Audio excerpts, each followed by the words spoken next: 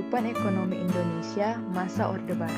Orde Baru mewarisi kemerosotan ekonomi yang ditinggalkan oleh pemerintahan sebelumnya. Hal ini ditandai dengan tingginya tingkat inflasi yang mencapai sekitar 650%. Selain itu, sarana dan prasarana ekonomi hancur akibat konflik dalam negeri yang terjadi pada masa akhir pemerintahan Presiden Soekarno. Untuk mengatasi kemerosotan ekonomi, Majelis Permusyawaratan Rakyat Sementara atau disingkat dengan MPRS menyatakan perlunya landasan-landasan baru. MPRS kemudian mengeluarkan TAP MPRS nomor 23/MPRS/1966. Berdasarkan TAP tersebut, MPRS menggariskan program jangka pendek yang harus diselesaikan pemerintah, yaitu program stabilisasi dan rehabilitasi. Program tersebut diarahkan pada pengendalian inflasi, rehabilitasi prasarana ekonomi, peningkatan kegiatan ekspor, serta peningkatan kebutuhan sandang dan pangan. Setelah usaha-usaha stabilisasi di bidang politik dan ekonomi dilancarkan sejak Oktober 1966, pada 1 April 1969, pemerintah melaksanakan pembangunan yang dinamakan Rencana Pembangunan 5 Tahun atau Repelita. Batasan waktu 5 tahun menunjukkan tahapan pembangunan yang direncanakan, dievaluasi, dan dikembangkan setiap 5 tahun. Repelita 1 difokuskan pada upaya rehabilitasi sarana dan prasarana penting, pengembangan iklim usaha dan investasi. Pembangunan sistem pertanian juga diberikan prioritas utama untuk memenuhi kebutuhan pangan rakyat sebelum melakukan pembangunan pada sektor-sektor lainnya.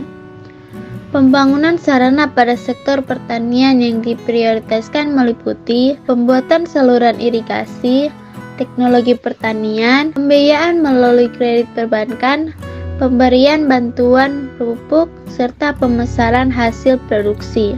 Akhir Repelita 1 berhasil membawa pertumbuhan ekonomi rata-rata antara 3-5,7% per tahun, dan pendapatan penduduk per kapita naik dari $70 AS menjadi $170 AS, serta laju inflasi dapat ditekan hingga 47%. Selanjutnya, Repelita 2 dan 3 yang berlangsung pada 1974 sampai 1984 difokuskan pada perencanaan pertumbuhan ekonomi, stabilitas nasional, dan pemerataan pembangunan dengan penekanan pada sektor pertanian serta industri yang mengolah bahan mental menjadi bahan baku. Pada tahun 1984, Indonesia berhasil mencapai swasembada beras. Padahal pada tahun 1970, Indonesia masih merupakan negara pengimpor beras. Pada Repelita 4 dan 5 yang diterapkan pada tahun 1984 sampai 1994, selain tetap mempertahankan pembangunan di sektor pertanian, pembangunan mulai meningkat di sektor industri, khususnya industri yang menghasilkan barang-barang ekspor, pengolahan hasil pertanian, dan industri padat karya, yakni industri yang dapat menyerap banyak tenaga kerja, serta industri yang dapat menghasilkan mesin-mesin industri. Dalam hal pembangunan ekonomi, Bapak aku tekan. Oke, ulang. Dalam hal pembangunan ekonomi, pemerintah Orde Baru memang menitik beratkan pada program pengembangan sektor pertanian. Pemerintah menganggap ketahanan pangan adalah syarat utama bagi terwujudnya kestabilan ekonomi dan politik. Orde Baru dianggap berhasil dalam melakukan pembangunan secara fisik, tetapi memiliki banyak kekurangan di antaranya sebagai berikut. A. Semakin berkembangnya korupsi, kolusi, dan nepotisme. B. Pembangunan yang tidak merata sehingga terjadi kesenjangan antara pusat dan daerah serta kesenjangan sosial antara yang kaya dan miskin. C. Adanya masalah ketidakpuasan masyarakat sehingga muncul gerakan separatis akibat proses pembangunan yang tidak merata di daerah, terutama yang jauh dari pusat pemerintahan, seperti di Aceh dan Papua.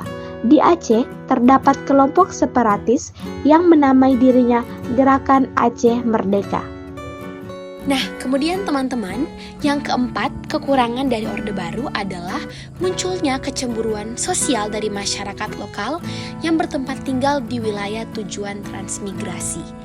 Peserta transmigrasi memperoleh tunjangan kebutuhan hidup dari pemerintah di tahun yang pertama.